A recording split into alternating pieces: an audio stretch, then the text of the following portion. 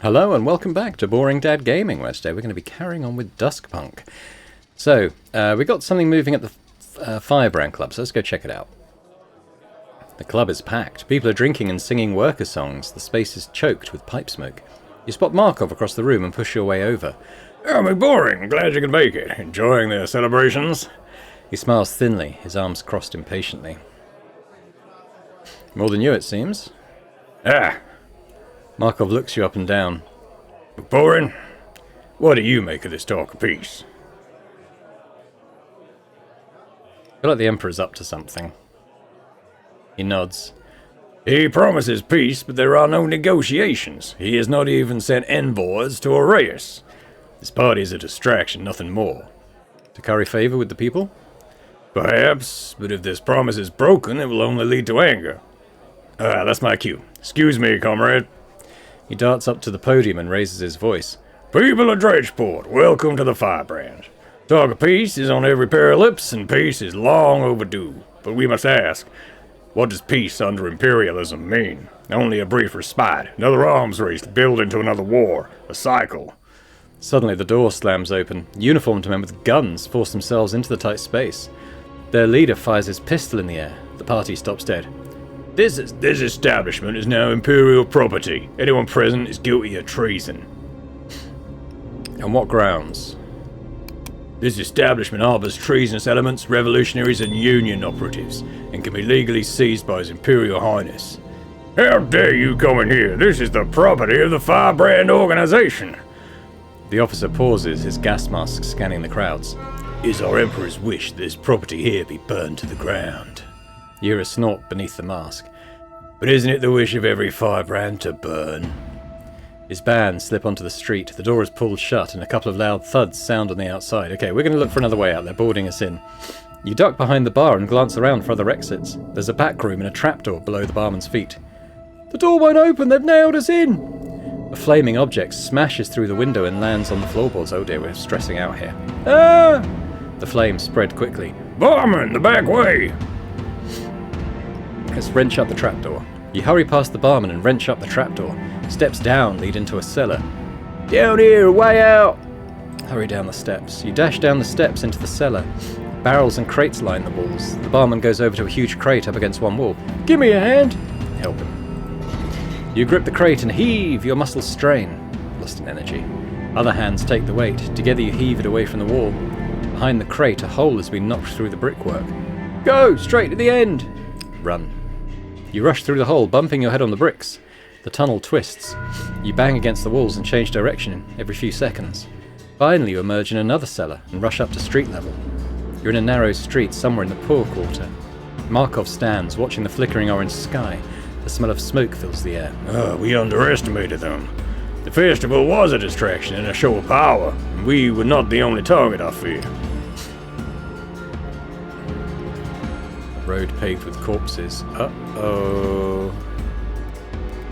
Guess we should probably check that out. You wander the poor quarter dazed. Shouts ring out again around you. Markov's words ring in your ears. We underestimated them. Wandering deeper into the quarter, the shout... Oh god, stop stressing me out. The shouts have turned to screams. The normal bustle of the slums is gone. You round a corner and see a woman kneeling over a fallen friend, shaking them. Kato, what's wrong? Ask what happened. You go up to the woman and kneel down. The victim's eyes are open. They gaze blankly to one side. What happened to her? Who did this? The wine. She drank the wine. I was going to, but... Don't drink the wine, you mutter, rising. You hurry towards the screams. You find yourself in the market square. The stalls have been decked out for the festival. The public water pump runs purple with wine and dozens of discarded cups lie around it. Stop stressing me out! The square is filled with bodies. They seem to have dropped dead where they stood. On the far side of the square is a squad of energy men. Inspect the corpses. You check over the bodies. Their lips are purple, their mouths all open. Some are pouring at their throats. Many are clutching cheap ceramic cups dripping with wine. This was no accident. These people were poisoned. In a daze, you stagger away. A flyer wafts by, caught in a gust of wind. It catches on one of the bodies. You snatch it. Cerumean citizens, the following is a direct address from His Imperial Highness Amos Dredge. It is with the deepest regret that I have been forced to discipline treasonous layers of the Dredgeport population. The mobs of the Poor Quarter forced us, by threat of rioting, to pardon the terrorists known as the War Dead. Has the Cerumean Empire sunk so low that its head bows to servile quarters? Never. This infection had to be purged. The war must continue. Our peace overtures have been thrown back in our faces. Fear not, our undefeated armies will push on and end this war with triumph. To finance the war and this final push, taxes must be raised. This is a burden all Sauron must carry if we are to win. I know every loyal citizen will bear it willingly. You look up from the flyer to a street carpeted in corpses. Tear it to shreds. You tear the flyer in half, and then half again, then rip pieces off at random. Okay, we lost a stress. You growl like a furious dog as you rip apart the Emperor's lies. What else is there? Did it lead into anything else? Not good. I think we need to prioritize getting our... oh, not the tavern. The drug den. Get some cheap solace. Go back to our tower and take it.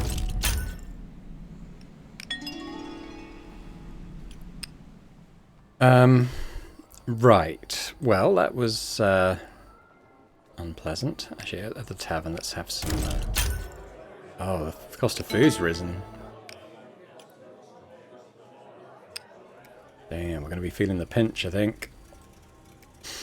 What should we do? Should we go... let's do factory. Do I risk it? Risk a reroll? Yeah, our stress is low. That's okay. We lost an energy, but that's okay.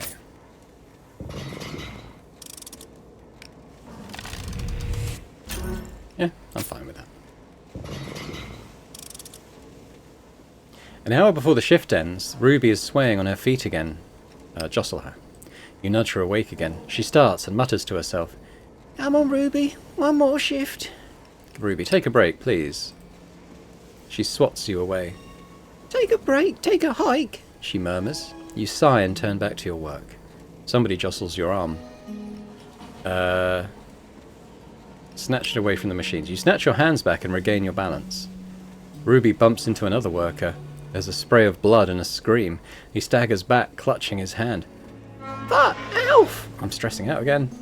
The line stops. You hear footsteps running. Check on the injured man. The man is clutching his arm, blood dripping into the machine. Henry pushes through the crowd and grabs Ruby. What was his voice? I can't even remember what his voice was. Tell me you're alright. I'm fine, it's Alf. Oh, Smith, my fucking arm! The skin of his arm has been ripped off. Blood is seeping to the surface. Henry locks eyes with the two workers. You two, get him to a sawbones. They get him up and rush him out of the factory. Made a Smith watch over him. Oh, God's Alf. You weren't to blame, love. He turns to you. I saw you trying to help, Ruby. Thank you. Oh, this place is killing us.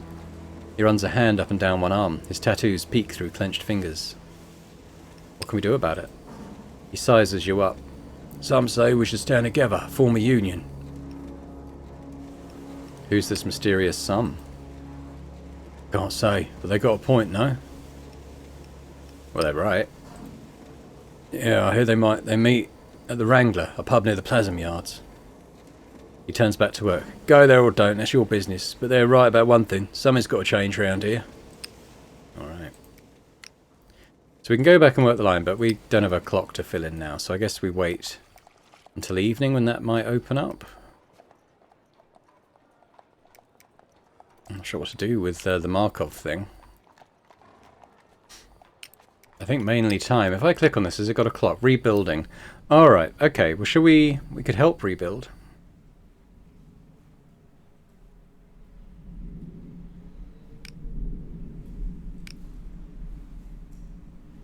This is a tougher check, but we're better in the skill. It's hard to know what... Alright, I guess it doesn't make much difference. Hey! Okay.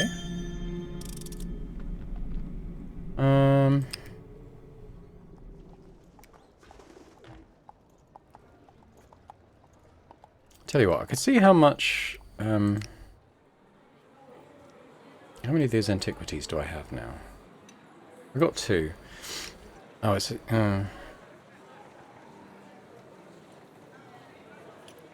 I think I want to sell that wine.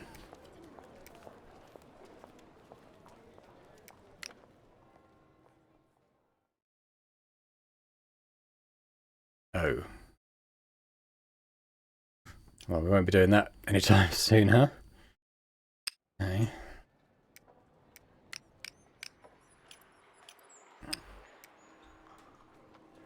Where is that wine? Can be sold at the wharfs. Okay, let's do that right now. Oh, it does take a time unit. Alright. 18, okay. So I think I want to stalk this straggler.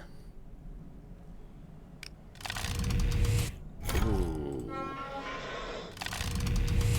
Oh, God.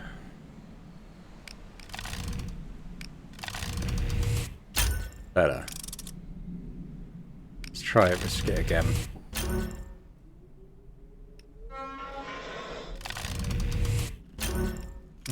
Okay.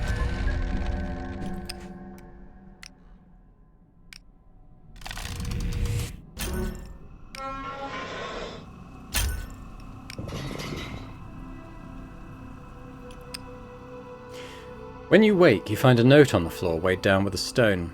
We all must act. Meet us in the Old Town at dusk, the Old Winter Palace, M. Until dusk, then.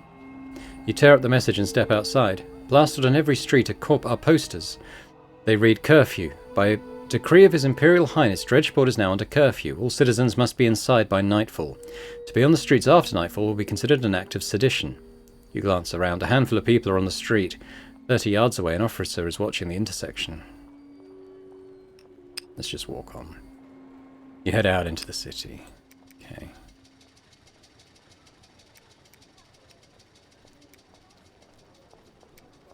Alright, well, we'll check this out, I suppose. The docks are in turmoil today. The warehouse square is filled with shouting dock workers. What's with these tariffs? What's Dredge gone and done now? Raycheck moves to one end of the square to address the crowd and waves his staff for silence. I've got news to share. Pipe down. The Imperial governments... Oh, sorry, that's his voice. The Imperial governments raise tariffs on all goods from the Orayan sphere of influence. That's half the goods that come through. Oh, no, that's half the goods that come through. Your Emperor says the demands of this war make it necessary. The goddamn Dredge will be the death of us all. Raycheck rounds at him. Have some respect for your Emperor. Our little father guides us and protects us. It's his job to make the tough decisions, and it's ours to bloody well obey. The tariffs are here, whether you like it or not. To make up the difference, we'll have to reduce pay. New aim to help the dockers. His face thunders as he barges through the crowds.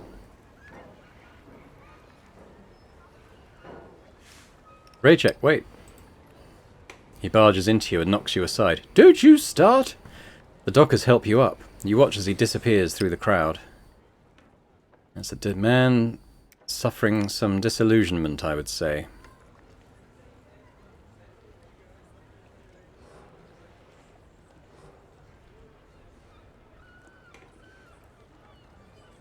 What do I do here? Oh, okay, it just goes up over time.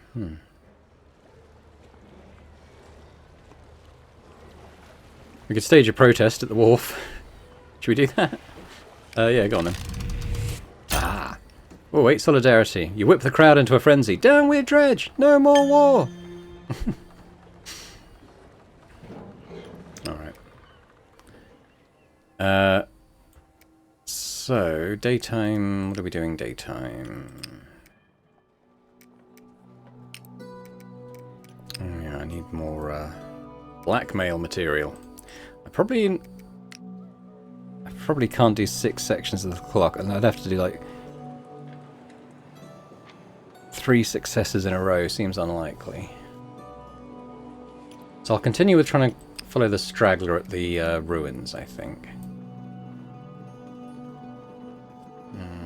We can continue to help the rebuild, perhaps.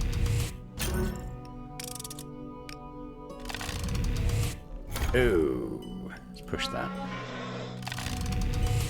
Better. Okay. You and your comrades survey your repairs. She'll never be quiet as she was, but this will do for our purposes. We'll put the word out, let everyone know the club's getting back on its feet. Okay, we gain some solidarity. If nothing else, it shows they can't keep us down. Oh, we can check on Markov there. Gonna grab a bite to eat though first.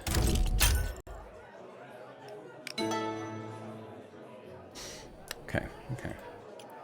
Alright, let's check on Markov then. As you pass by the firebrand, Markov is giving a talk to a group of newcomers. So that is the choice our society faces. To cling to the logic of the profiteers and an ever-tightening spiral of greed, or to throw off those shackles and step into a new world, a new way of living. He glances at you, his eyes red and watery. Yeah, we'll take a short break, then resume for comments and questions. He approaches and gently takes your arm. Can we talk? Of course, somewhere private. He leads you into the street and ducks into a deep doorway. Yeah, the solace is wearing off. Could you bring more? You can pay? He averts his gaze. You can pay for it this time. Yeah, well, my hands have been full with other tasks. If you could see a way to lend me the money, it would mean a great deal. I know this has been a strain, but I fear that if my comrades learn the truth, it would only confuse the movement, you see. There's too much at stake, and not enough time. Maybe you should be honest. His face darkens. It's a risk, but... It's only a matter of time before you're discovered. And if you're not ahead of the story, it'll be much worse. He takes a deep, shuddering breath. I never liked lying to them anyway. He strides back into the Firebrand Club. Comrades, there is something I must tell you. The hubbub dies down a little. While I was in Aureus, I was tortured, abused, violated. Silence. But it was a subtle violence. They filled my blood with solace, and more than a body should take. They hoped to control me once I returned to Dredgeport, keep me on a drug-bound leash. Markov is breaking that leash with my help. Precisely. Comrade McBoring has done me a great service. I am nobody's puppet. I swore many years ago, as the homes of my parents burned around me, that I would reduce these profiteer empires to ashes. Not only Sarum, not only Aureus, the profiteers of all nations will tremble before the laboring class, and then we shall tear them down. The room bursts into applause. The walls and floors shudder as members beat their feet and fists against them and whoop their support. I am not free of solace, yet, but I will be soon.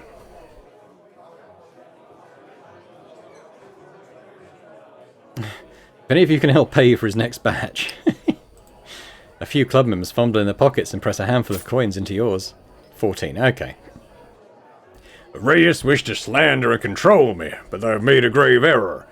For I have comrades at my back who see through their lies. Another round of applause, and then the members break into an old workers' song. Markov pushes you towards the throng. Thank you, comrade. He pinches the bridge of his nose, squeezing his eyes shut. Thank you. Soon this will all be behind you.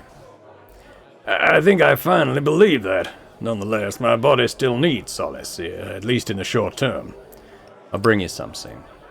Very well. The club is heaving tonight. Let's talk it over tomorrow. He claps you on the shoulder and takes up the strains of the workers' song. As you leave, you hear his deep voice mingling with the throng. Alright. Let's go buy some so we have that in hand whenever he needs it.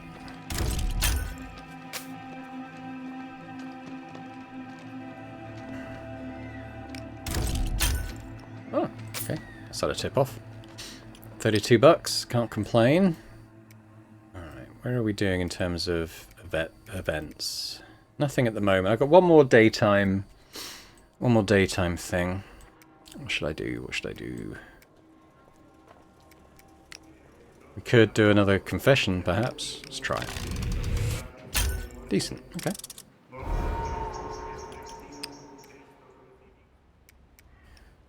The secret meeting. Yeah, we will do that. What else have we got? Oh, and the workers gather. We'll do both of those things. How am I doing? I might see if I can get my stress down now. Oh, that's pretty good. Breathing steadies. We lost 5. Good. Okay. I just kind of want to kind of keep that under control, so we'll continue to sort of every night we'll try and put a pip into this, I think. Secret meeting. You head towards the old town, towards the ruins of the Imperial Winter Palace. The door is long gone, the window shattered, but as you duck through the bent threshold, you see the interior was recently swept clean. In the centre of the hall, somebody has arranged a charred table, and half a dozen chairs are occupied. I just think we shouldn't... Hush. Dolores paces restlessly beside the burnt-out fireplace. Can we start already? Markov looks up. Oh, McBorin, glad you could join us. Dolores insisted on your presence here. Apparently you are indispensable to the war dead. Dolores nods, firm. You've gathered quite a crowd. Yeah, well, the representatives of the city's many factions. I guess we'll take a seat, and it's pretty obvious what's going on here. You ease yourself onto a half-burned chair. It creaks. You've all seen what the Emperor is capable of. Death stalks the poor quarter. The firebrand burned. Gangs of Iron Brigade thugs terrorize the city. Zai's eyes flash. And that is nothing compared to the daily slaughter at the front. Dolores rests her hands on the table. Her silhouette reminds you of a predator. Together we represent the working class of Dredgeport. Your people are relying on you to make good choices in these treacherous times. But I believe our course is clear. What's how she was Irish, wasn't she? The Emperor must go. A murmur of agreement, but Henry and Markov remain silent. Study Markov. Markov studies each face for a split second. You realise he is gathering information, who he can count on, whose loyalty or determination might falter. Yeah, I agree, but this goes beyond one cruel tyrant. The Emperor, the landlords, and the profiteers work hand in glove, a tiny minority oppressing millions. How much profit have the warmongers made off your factory while your people are mangled and starved? Nazrin nods, her body vibrating in fury. How many engineers have you lost to the War Office to craft their weapons? How many machinists have marched into the trenches to die? Zai's eyes shimmer. She turns away. This war is a rich man's war. If Sarum wins, will the poor Dredgeport see any of the spoils? Or will the war profiteers just hoard all the gold and plasm? Damn right. Well said, Markov. What are you saying? Markov hands him a pamphlet. It bears a portrait of the Emperor, with a grinning face, sharp teeth, and bat-like ears. Beneath it are the words, "The Empire must go." It is time for the people to shake off this butchery and rule themselves, and we shall be the ones to help them do it. How will we do that? Oh, well, this will be our headquarters. We have maps, presses, lines of communication. First of all, we must show people they're not alone in hating this regime. Only then can their anger find a productive outlet. We must foment a rebellious mood and encourage protests. Posters, graffiti, and newspapers are all useful tools for this. And bombs. Her voice is like lead. Strongest message there is. We blow up Parliament where the Empire's bootlickers jerk each other off. Show everyone what we're made of. And if innocents are caught in the blast? We're at war. There are casualties. Are you joking? We're trying to get the people on our side and you're going to blow them up? We'll make sure we don't kill civilians. Nobody wants that. We make it sound easy. Make sure you keep that promise. Killing civilians and turning the people against us would be a grave error. With the working classes roused and properly led, there is no force on earth that can stop them.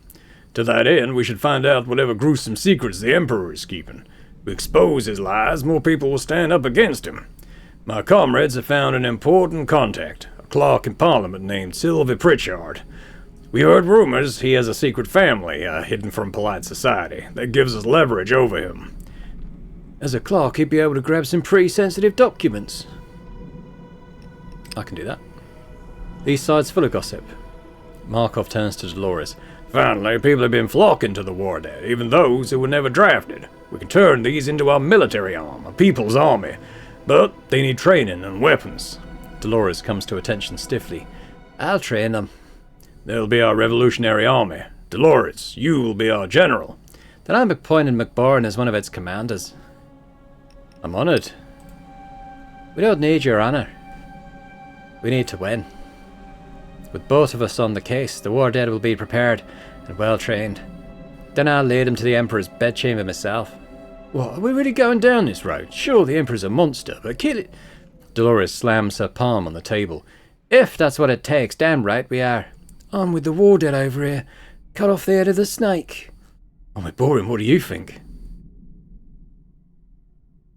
Kill him! The monster's killed millions already. He forfeited his life long ago. An eye for an eye. One life for millions. While we're fighting, we agree the Emperor's got to go.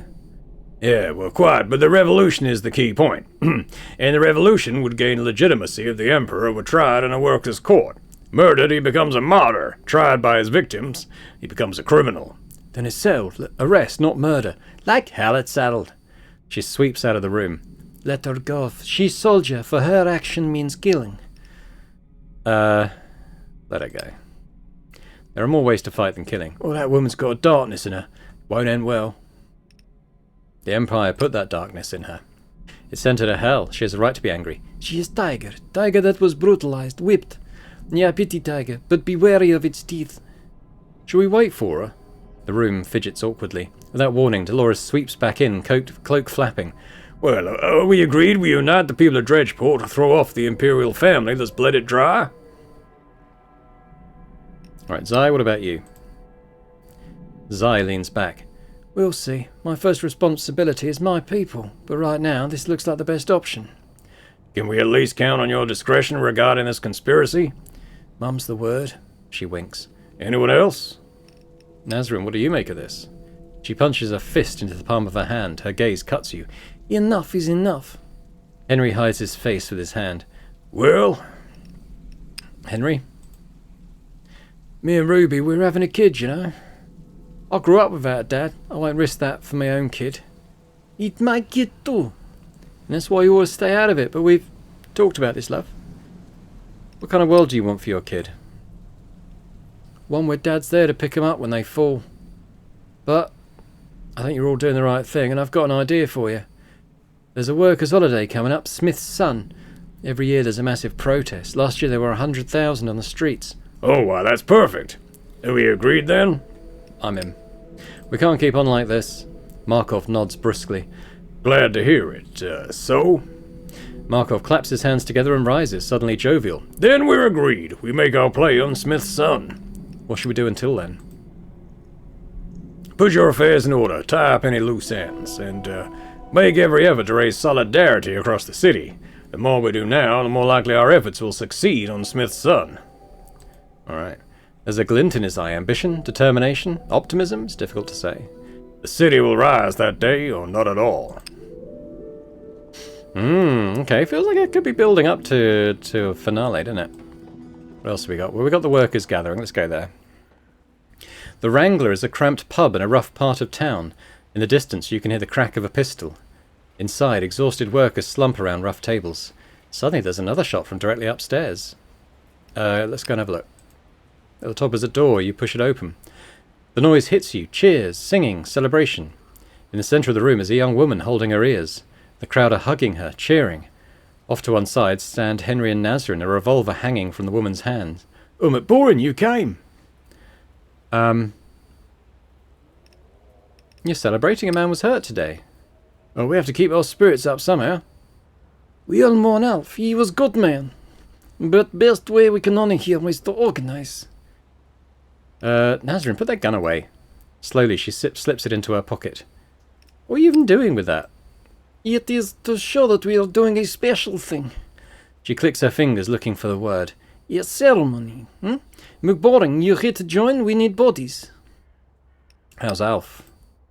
He is there. He didn't make it. But do not blame Ruby. One factory is so unsafe, such accidents are not the fault of one worker. I don't blame her. Nazrin smiles. Then you are halfway to union already. How many members have you got? Oh, about a third of the factory. It's not enough. You have a heart. She beats her fist on her chest. We get more and we win. Is there a catch? We all pay dues. Pull the money. Well, that way, when we strike, we can pay everyone out enough to survive. And if you work during strike... She half draws the revolver from her pocket. I'm not happy. Okay, let's join. Enough is enough. Henry nods.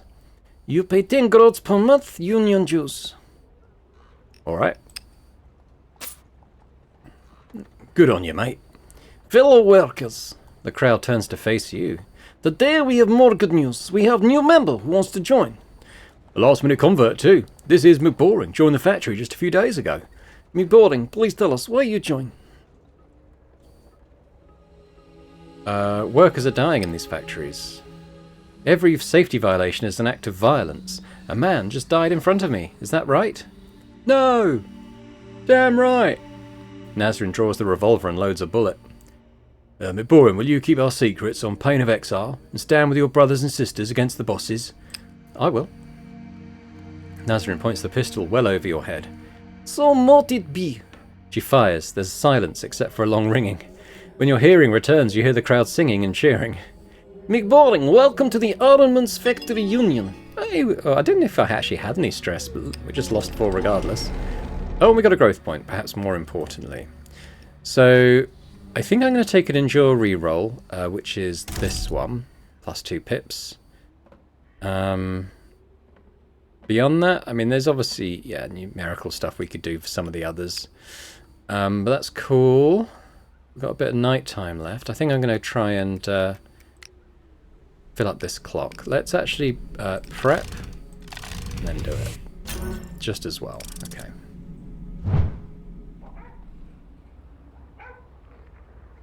Oh, patrol. Okay.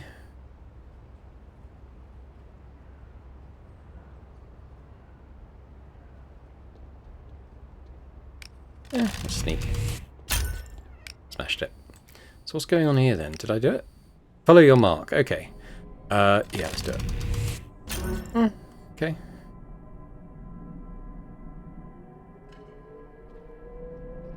Do I push? I'm going to push. Oh, that's bad. 3 rumors. I was hoping for the blackmail thing. I don't think I'm going to get to that.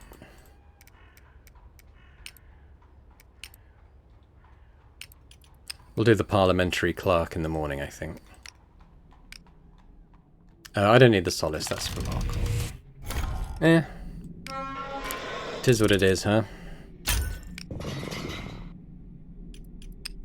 Okay. Oh shit, I actually need black... Right, okay. What's going on here? Commotion at the Firebrand. God, it's all kicking off. Did I get the blackmail in the day? Library, maybe then.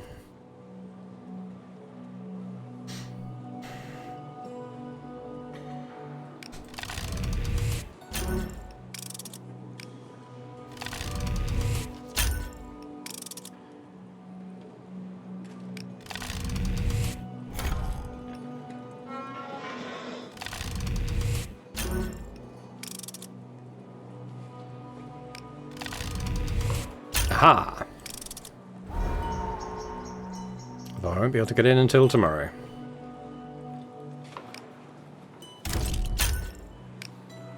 Oh well. Well, at least we got it. Is that... Oh yeah, this is still ongoing. Let's go see this. Passing by the Firebrand Club, you hear shouting coming from inside. Suddenly the door bangs open and a woman's head pops out. She glances up and down the street. Markov? Everything alright? Might be nothing, but we can't find Markov. Who saw him last? Someone walked him to his door last night. No one's seen him since. I don't know what to think. For all we know, he's lying in a gutter somewhere. She shuffles her feet. God's above. Alright, our comrade's missing. We've got to find him. Yeah, we'll track him down yet. Godspeed. She slams the door shut. Okay.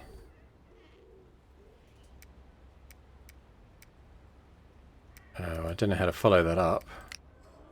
Ah. I need a bloody tip-off. I had one and I sold it.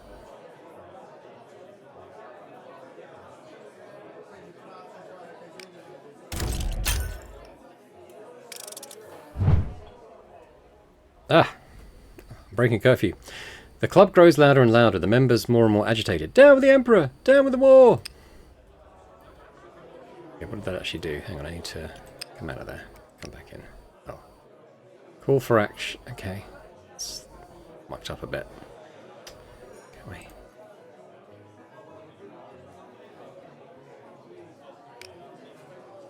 Need a tip-off. Where do I get tip-off from? I get them from here, don't I? I can gain a tip-off with the rumours I've got. So let's do that. Let's Sweet. Alright, so now I can go back here. Find Markov. Now that you mention it, I heard something from his housekeeper.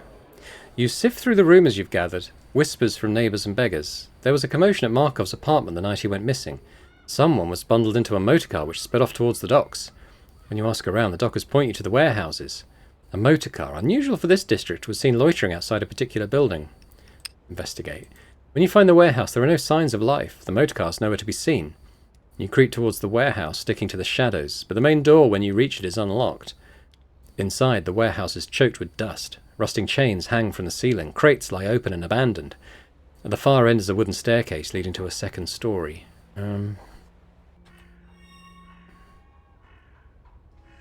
Search crates, I guess. The crates are empty, picked clean by looters, perhaps. They're all addressed to the Pickering Warehouse. Perhaps that was the name of this place once. Alright, let's climb the staircase. The stairs creak under your feet. Beneath your heel, a plank snaps in two. I don't trust the railing. Let's grab the wall. Desperately, you scrabble for purchase on the brick wall of the warehouse, but the bricks are smooth and without handholds. You're slipping into the inside of the rotted staircase about 20 feet above the ground. Right, grab the railing, I guess. After a moment, you're able to heave your foot out of the hole and resume climbing. Step by delicate step, you haul your way up the staircase. The stairs creak ominously, but do not break. At the top of the steps, you find a short corridor leading to a metal door locked with a rusty padlock. From the door, you can hear a noise. Someone sobbing and crying out faintly. I'm quite good at sneak, so I guess pick the lock. The lock is old and simple. You're able to nudge the massive tumblers with a pin and a piece of scrap. Inside, the room is dimly lit through a grimy window. A shabby dresser and chair lie against one wall, and the rest are bare. A figure lies on the floor. McBoren. Markov, what happened? They came at night. They said I should have stayed on my leash. Kept me for days. No solace. Want to break me, I think. Make me their puppet. I'll get you some. They'll be back soon. We must leave. Suddenly you hear the roar of a motor from below. Through the window you see a silvery motorcar pull up outside. You notice a flash of movement at the far end of the street. A passerby.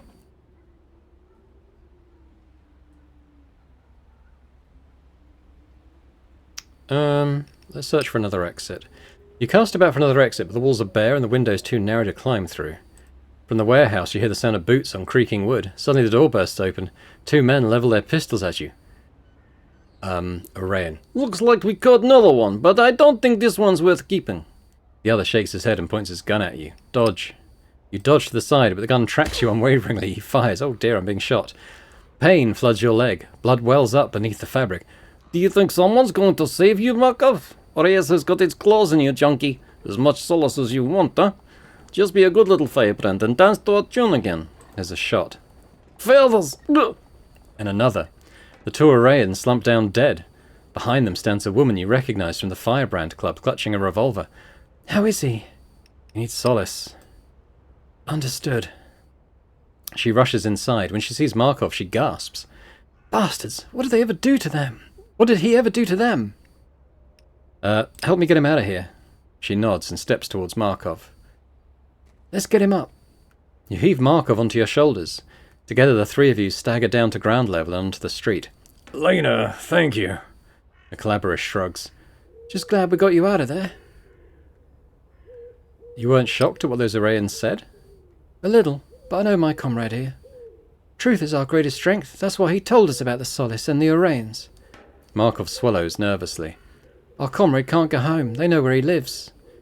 We'll take him to the Firebrand. Alright, let's help him back. The Firebrand is a charged shell, but comrades are already setting to work repairing the damage. As you stagger inside, every eye turns to you. Markov! Clear the way. Put Markov down. You and Lena ease Markov onto the nearest sofa. What the hell happened? The Arayan agents caught up with him. Oh, damn profiteers. McBoren. He clutches your arm. Thank you. Oh, you were dead. I'm just glad I could help. The barman feels Markov's brow and tuts. Like it or not, the man needs drugs. He goes behind the bar, opens the lockbox and takes out a handful of bills. Oh, got $20. I know this won't cover it. He spent all our cash on flies. But if you could get him what he needs, we'd be grateful. Well, actually, I've already got it. I was waiting to be able to give it to him. So let's do that. He gasps. As you push down the plunger, he grabs your hand. There's enough. Keep half so I can taper. Yeah, half dose. He stopped the plunger halfway and tucked the syringe into his breast pocket. Thank you, comrade. It's been a difficult few days. Are you feeling better? A little. Already my body is drinking in the drug. He sits up and pats the seat beside him. Sit with me a while. Alright. You settle onto the sofa. He leans forward, wheezing slightly. For a moment he looks frail. You gaze at this frail body, usually so capable of turning a crowd, reduced to a rattle of bones and teeth. He turns his paper-thin face to you and smiles sadly. I haven't felt this powerless since Queenstown. He sighs deeply and stares into space. Queenstown? It was a Cerumean colony, an island. My parents grew sugar, cash crop. That's where you grew up? Yes, in chains, sometimes literally. His voice is completely matter-of-fact. It was a hard life. I went to work the fields when I was 7. By the time I was 15, the slaves had had enough. Did your parents take part? He breathes deeply and wipes his eyes. They did. We marched from plantation to plantation, our numbers growing as we went. We put the farms to the torch and broke the master's machines. The Cerumeans fled. The island was ours. So what happened afterwards? I see you are a true historian. The key question is what happened next. The glorious revolution was exciting, but marginal. It was all for nothing. Our island couldn't grow enough food to feed us. Only sugar could bring the money in to feed everyone. The newly freed slaves returned to the same fields they'd risked their lives to escape. But you'd already destroyed the farms. Precisely.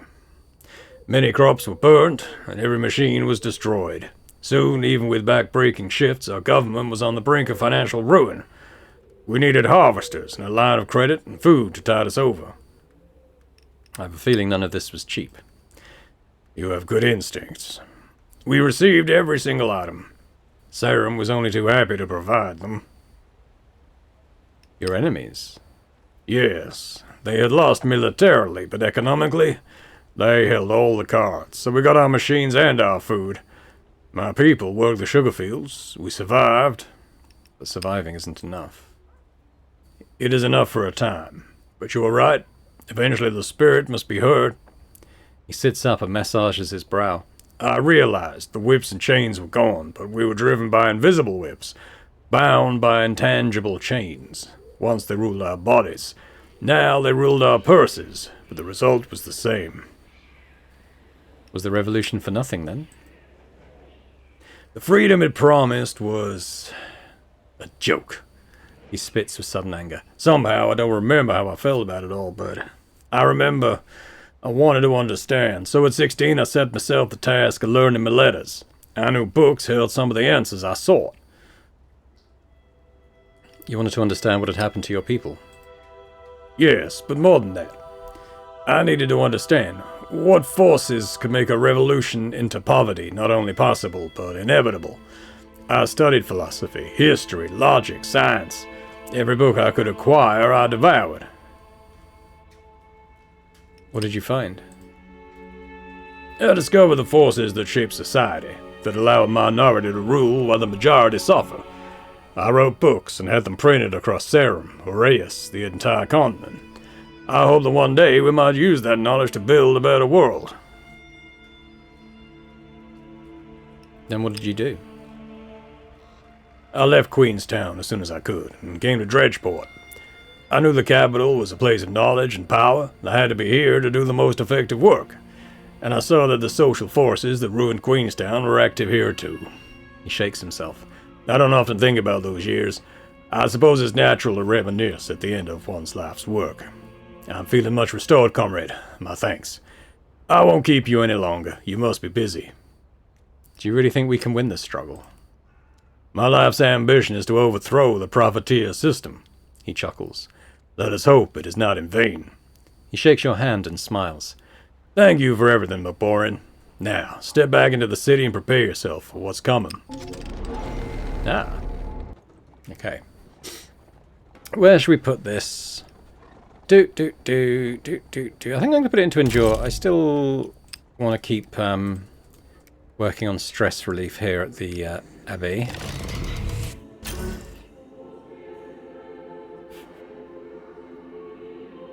could probably do better than that. Nope! Same result though, so I guess fine, whatever. So what am I trying to do at night again? That didn't amount to anything. It says I can get blackmail here, but I haven't...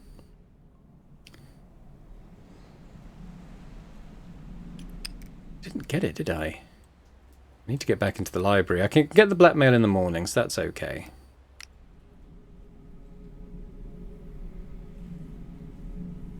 Darn the revolutionaries, I got the guns.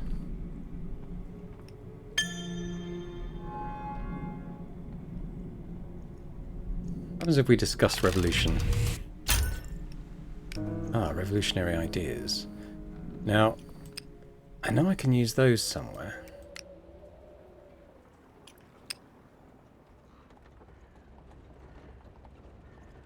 Just can't remember where.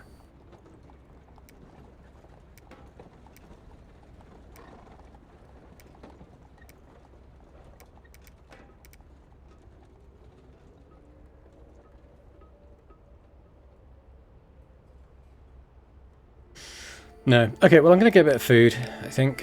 Here.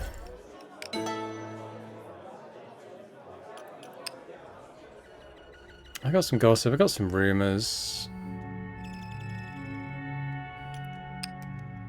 It's gonna... A strange game, a tug of war with an exotic animal.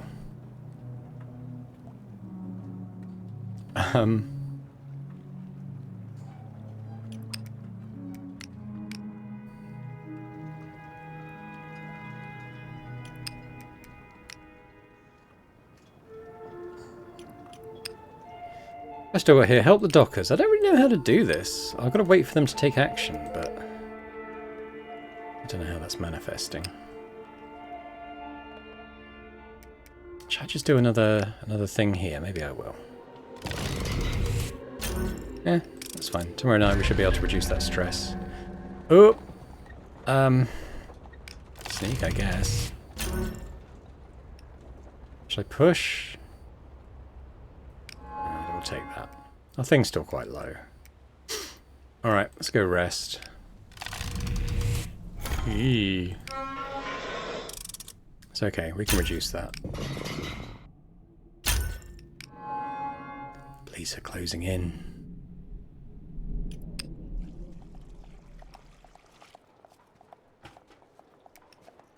I want to get this blackmail.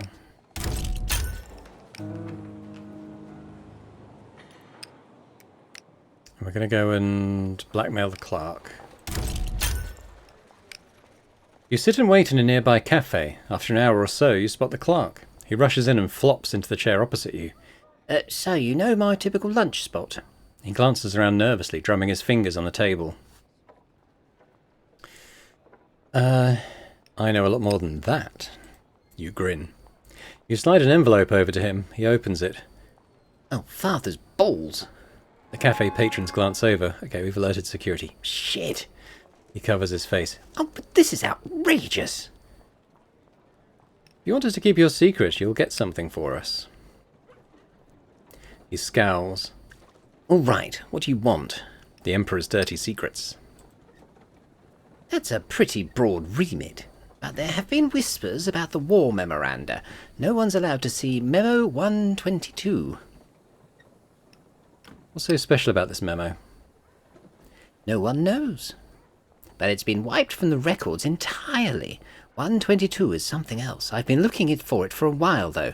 I may be able to get a copy. Well, now you've got the motivation to go get it. He rises, glowering, and leaves the cafe. Wait. Half an hour later, he scuttles back in, a folder under his arm. His face is thunder. Ooh. Classified information from the Imperial bureaucracy. The secrets in there are more than enough to buy your silence. Let's take it and leave. You snatch the folder and leave without another word. So do we go to the Winter Palace with that? Should we give those over? You hand over the folder. Markov smiles. Well done, comrade. We'll have them printed in no time. The printing's happening. Let's chuck some money in the pot to help fund some pamphlets, shall we? We're going to want this as high as possible. This is a way to just spend my money on raising it by 5 at a time, so we'll keep that in mind for sure. I don't know, like, should we get it to 100? I don't know. Is anything below 100 considered not ideal? Possibly.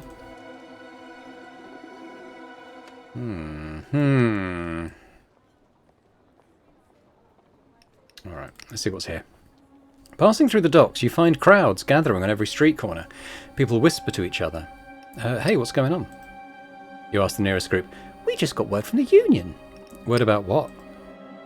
There's a meeting. A big meeting. Follow us.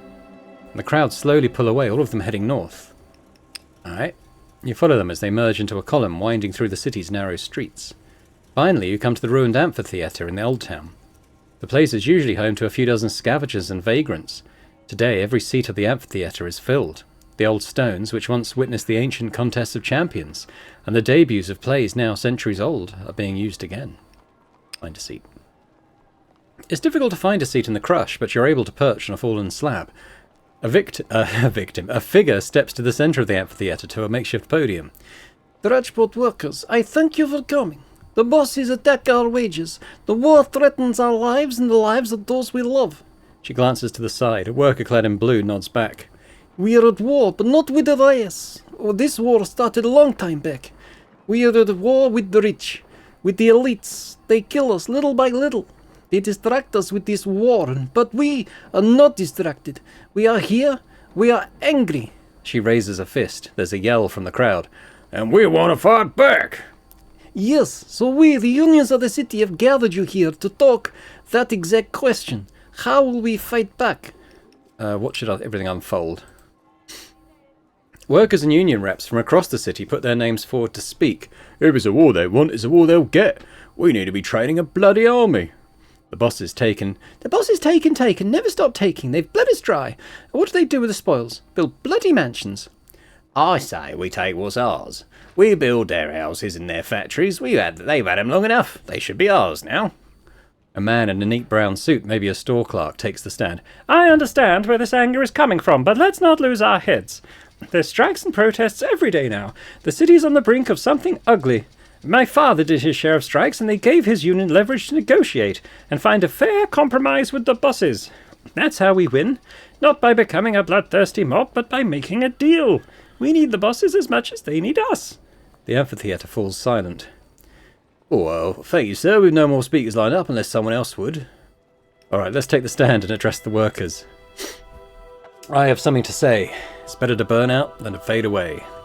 You stand at the centre of the amphitheatre, on black and ancient stones. 20,000 eyes stare back at you, waiting.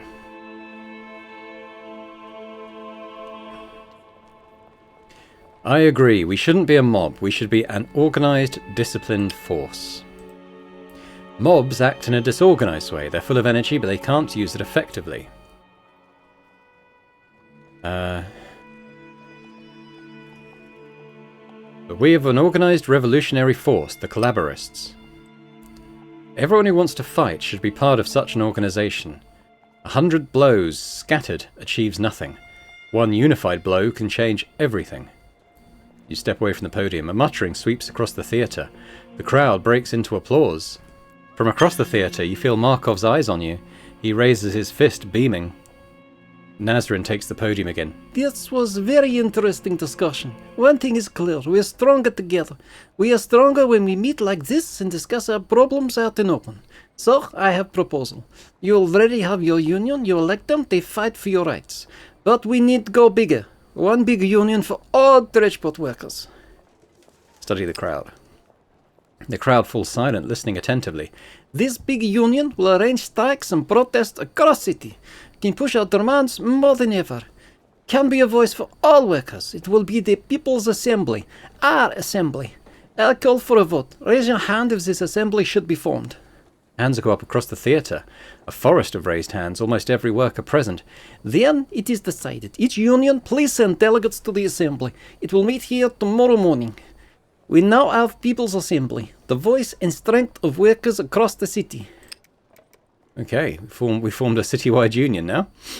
All right, well, I think we'll leave it there for now. We're at the beginning of the morning, so we've got a full day of stuff ahead of us. I kind of want to get my hands on another bit of blackmail to sell there and get that ticked off. We can do this just with cash. It looks like, I think, another 20 groats, and we can actually max that out. Well, assuming that the 100 is the max. I kind of thought of it as a percentage. I'm not quite sure what's happening with the dockers.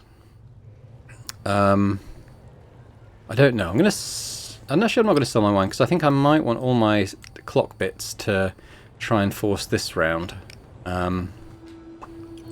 We shall see. So I'll just say thanks very much for watching. Hope you've enjoyed this. If you have, if you could hit that like button, that'd be awesome. Leave a comment as well. Let me know how you think this is going. It's obviously very political and very sort of anti-capitalist. I mean, it's anti. I would say it's a sort of a tyrannical regime, isn't it? It's not necessarily a capitalist society. It's definitely a tyrannical one, because the emperor, the power and death of the life of the citizens kind of in his hands, isn't it? They're clearing the bodies. I probably need to help them do that. It does happen. I can help. It's going to happen anyway. But yeah, I mean, just poisoning everyone in the poor district kind of shows exactly what type of society this is. So, not a good one. And we're going to hopefully help change it. But let me know your thoughts anyway. Yeah, and a big thank you as always to our channel members as well for supporting Boring Dad Gaming. And if anyone else is interested in perhaps checking those out and gaining early access to the videos that I put out, that'd be awesome. But thanks very much anyway, and I hope to see you next time. Bye for now.